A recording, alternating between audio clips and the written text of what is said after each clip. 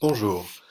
Alors, ben voilà, vous êtes en dernière année, donc vous vous retrouvez un peu en quelque sorte à un carrefour de votre vie, hein, comme la photo le montre. Et donc vous allez probablement bientôt commencer à travailler, si c'est pas déjà un peu fait, et vous allez devoir choisir entre différentes formes d'emploi, parce qu'il existe différentes formes d'emploi.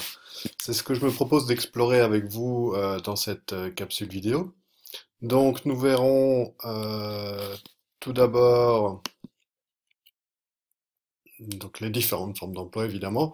Nous verrons tout d'abord la fonction publique, parce qu'on verra que le statut des travailleurs dans la fonction publique est assez particulier. Nous verrons ensuite le secteur privé et enfin nous verrons les différences entre indépendants, fonctionnaires et salariés. Pas de panique, on va voir ensemble à quoi correspondent ces différentes notions. Alors tout d'abord la fonction publique. Donc la fonction publique, c'est travailler pour l'État, donc être fonctionnaire, hein. Vous connaissez évidemment ce mot, vous l'avez déjà entendu. On peut rentrer dans la fonction publique quel que soit son niveau d'études et quelle que soit la formation. Alors il y a deux statuts, deux formes d'emploi différentes dans la fonction publique. Il y a tout d'abord ce qu'on appelle les statutaires. Alors les statutaires, qu'est-ce que c'est? Eh bien, c'est un personnel qui est nommé à titre définitif. Il ne peut plus être viré, entre guillemets, on ne peut plus se passer de lui qu'après une procédure qui est très longue et très complexe, donc qui est rarement mise en œuvre. Les conditions de travail sont réglées par des textes de loi qui définissent un statut, c'est pour ça qu'on les appelle statutaires.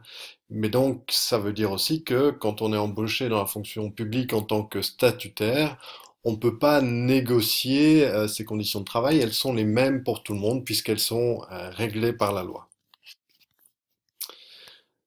Alors, voyons maintenant les contractuels. Donc, contractuels, là, c'est comme dans le secteur privé. C'est pour une durée déterminée ou indéterminée. Donc, ils sont embauchés avec un contrat, hein. C'est pour ça qu'on les appelle les contractuels. Le salaire est identique que pour les statutaires, mais les perspectives d'évolution de carrière, en général, sont moins intéressantes.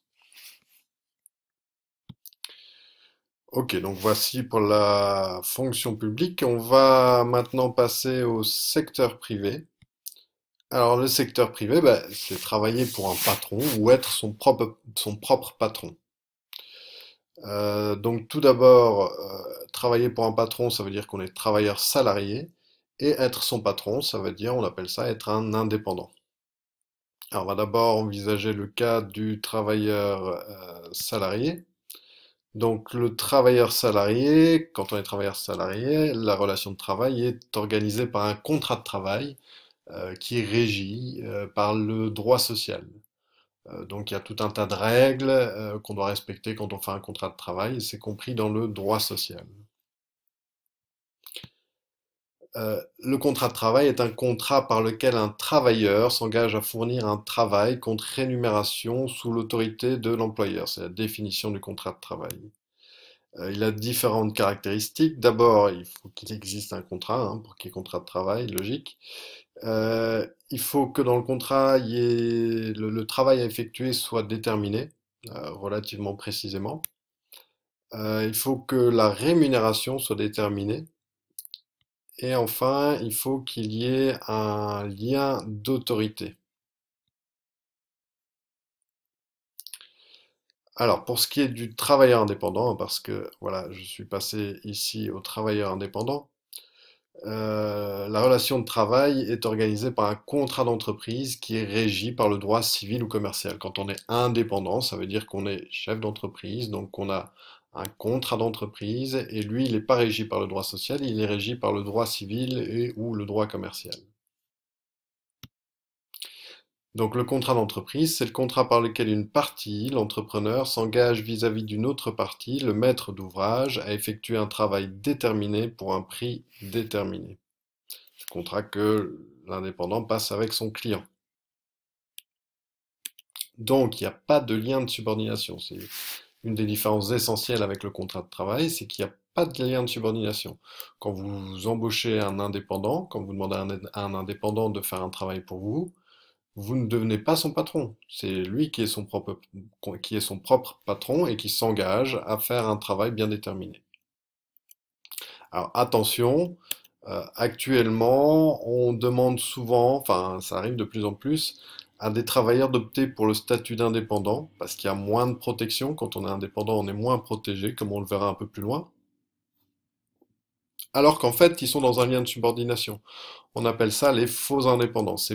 Si vous en entendez parler, c'est pas un statut qui est génial parce que c'est pas très protecteur, vous cotisez pas beaucoup pour votre retraite et en plus, si l'inspection du travail vous tombe dessus, vous risquez fort d'avoir des ennuis.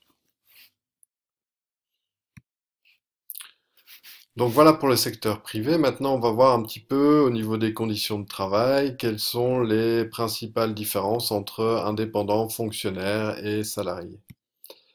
Alors, être indépendant, fonctionnaire ou salarié, bah, c'est un choix à faire. Un choix entre quoi et quoi? Ben, un choix entre le fait de prendre des risques. Quand on est indépendant, ben, c'est sûr qu'on prend plus de risques. Euh, le confort, quand on est fonctionnaire, ben, c'est sûr qu'on est plus confortable parce qu'on est mieux protégé. Et l'argent.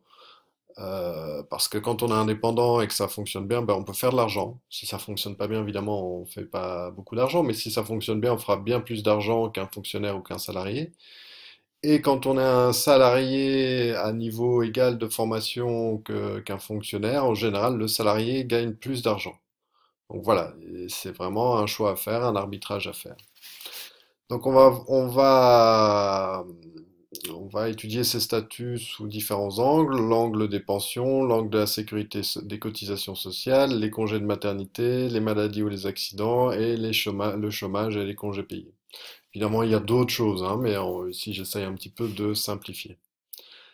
Alors, pour ce qui est des pensions, ben, il faut savoir que la pension des fonctionnaires est plus intéressante que la pension des indépendants et des salariés.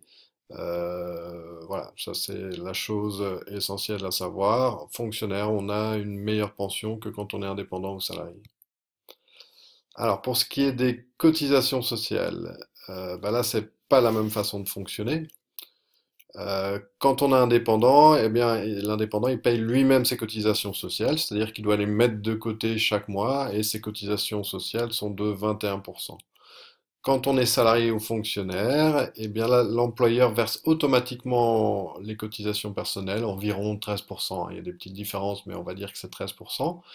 Et il verse en plus les cotisations patronales qui sont de 35 ou de 20%, selon qu'on est salarié ou fonctionnaire. Donc le salarié ou le fonctionnaire, il ne doit pas se préoccuper de ses cotisations sociales, ça se fait automatiquement.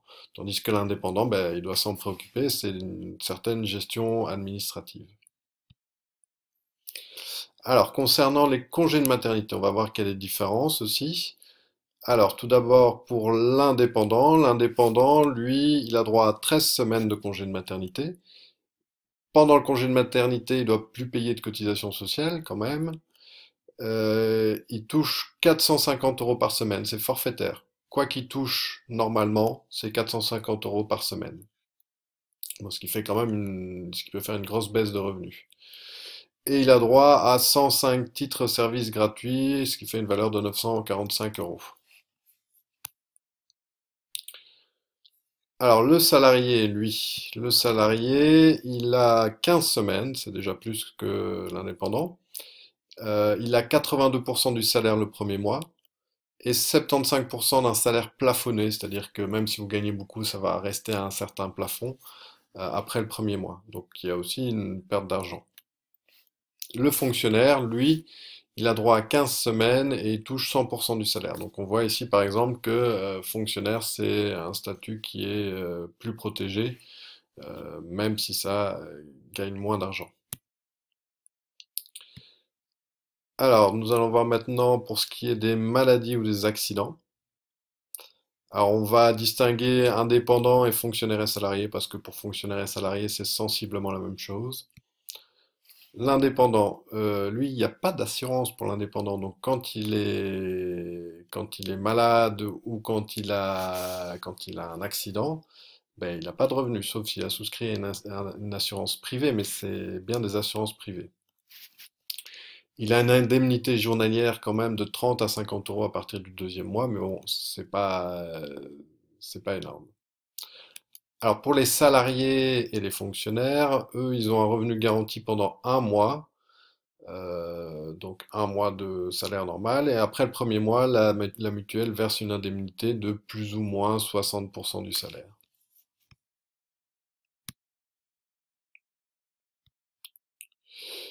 Alors, enfin, chômage et congés payés. Alors, il n'y a pas de chômage ni de congés payés pour un indépendant. Voilà, ça c'est aussi une grosse différence qui rend le statut plus risqué.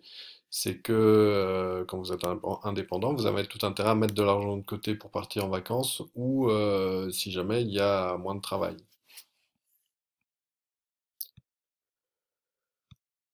Voilà, j'espère que ça vous a un peu éclairé sur les différentes formes de travail qui existent, hein, secteur privé, fonction publique et indépendant ou salarié.